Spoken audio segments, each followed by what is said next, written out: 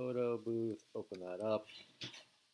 Hey, how's it going? Okay, so this is Josh Chu from SUNY ESF, and I am distance learning, or distance teaching, I suppose. So one of the things we wanted to do in class was talk about how do you give talks, and I've often done this talk of like how do you do the worst talk possible to illustrate the ways that talks can go wrong. But I figure since many of us are distance teaching slash distance learning now, I would expand to go beyond just the regular talk, but do sort of a distance learning edition of it. So I'm recording this, and hopefully it will be useful to folks to kind of learn what to do and what not to do. All right, I think that sounded good. Let me see. I'll be right back.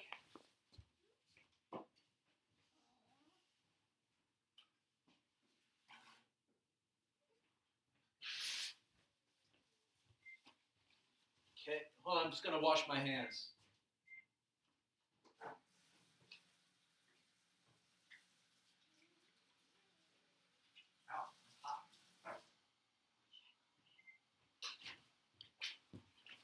Right, can't be too, I'm sorry, can't be too clean these days, so go wash your hands. All right, back from washing your hands, great. All right, let's see if we can start the adventure. Hey, Aurelia, come here, girl. Yeah, come here.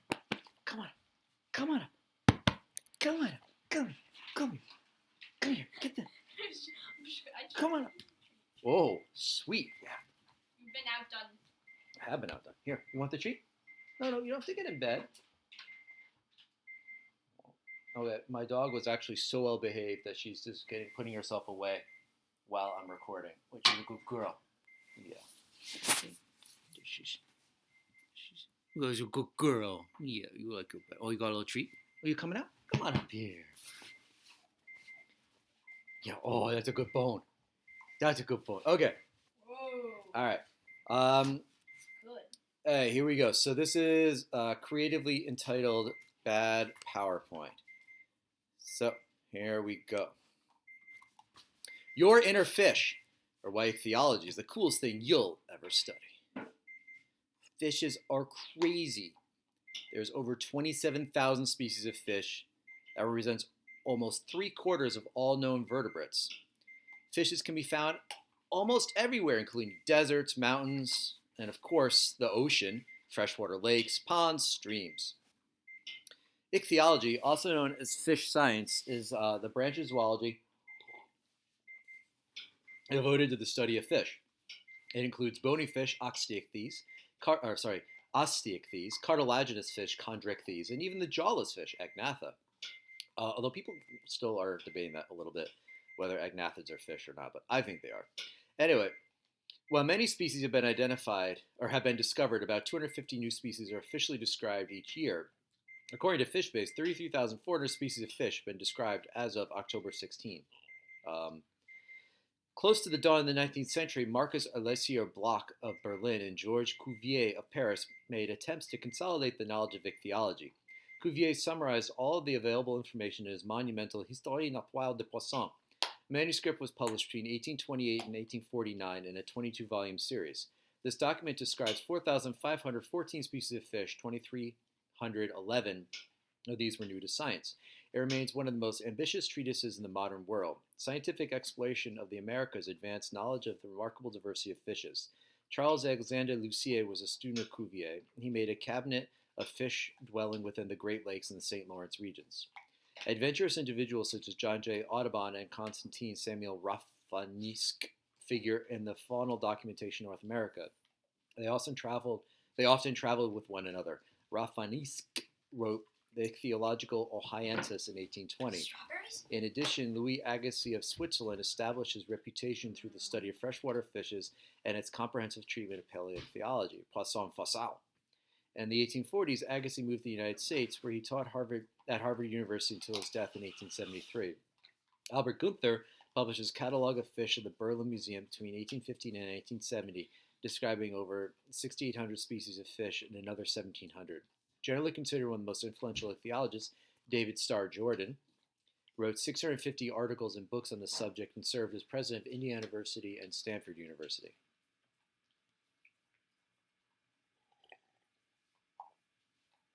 Why fish matter. Fish are a staple form of protein. They are low cost and healthy, so like people can go grab them and find good use and find good food. Um, and they are culturally important. Like people like to go fishing, and so the more fish we know, and the more we know about fish, the better off we're going to be able to get them. But the cool thing is, did you know you are also a fish too? As you can clearly see on this graph, yeah, we're fish. That's so cool, and that really blows people's minds. But you know, we're not just here to kind of talk about how awesome fish are. We're scientists, right? So we want to think about how do we as scientists, how do we solve problems? Well, we can think about this problem cycle of problems leading to hypothesis, leading to research, leading to data, leading to analysis. But what else do we call problem cycle? That's right. We call it the scientific method. That's right. So the scientific method is an empirical method of acquiring knowledge that has characterized the development of science since at least the 17th century. It involves careful observation, applying rigorous skepticism about what is observed, given that one has cognitive assumptions that can distort how one interprets the observation. It involves formulating hypotheses via induction based on such observations, experimental and measurement based testing of deductions drawn from the hypothesis, and refinement or elimination of all hypotheses based on the experimental findings. These are principles within the scientific method as distinguished from a definitive series of steps that are applicable.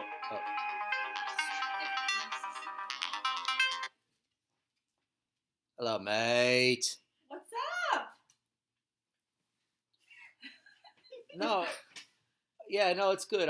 I'm recording something. No, it's cool. I can edit it out. It'll be fine. Yeah. No, no, yeah, no, distance learning. Yeah, we're on that for like the end of the semester. Cuomo said we are. Well, that's all right. You know, I get to hang out with the family a bit. Uh, yeah, no, it's all good. All right. Anyway, though, I should probably get back to this thing though. Editing is going to be kind of a pain in the butt. All right. Talk to you later. Bye.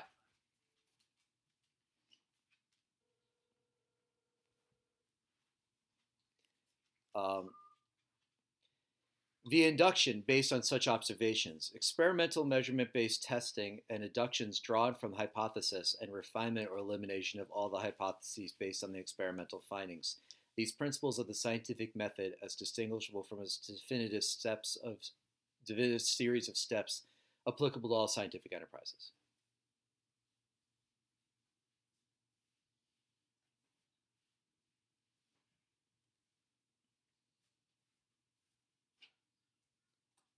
Fish without science is like a cow without pants. It will probably be fine, but it's more awesome when they're together. No eating leaves, Aurelia. Aurelia, be good girl. Just told everybody you're a well-behaved dog. Don't make me a liar. Oh, God. Oh yeah, good treat. That's a good girl. Fish without science is like a cow without pants. They'll probably be fine, but it's more awesome when they're together. But, you know, this is not only just about how awesome fish are and how we can use science. We can combine those two together because there's also been some great fish scientists that were totally cool.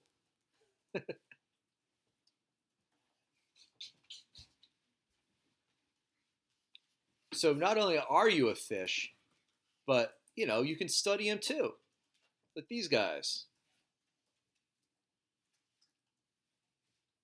We're all great fish scientists. Just like you can be. The end. All right, so I think that's that. Let's go back to here. Are you still recording? So thank you all for watching my talk. I hope that you have learned how and how not to give a talk, distance learning edition. And to my students, I will be sending you out a rubric to grade this and the future talks that you guys are going to be doing um, once I learn how to write that up. So that will be coming with you. But ostensibly, it's spring break, so you've got a week. So go take some rests, and it's a real stressful time for everybody. So try to recoup a little bit, and we will come back in some way, shape, or form in a way that will hopefully be supportive and compassionate and educational once we are done with this stuff. So with that, I think this is how you stop it. I'm actually not sure how to stop it.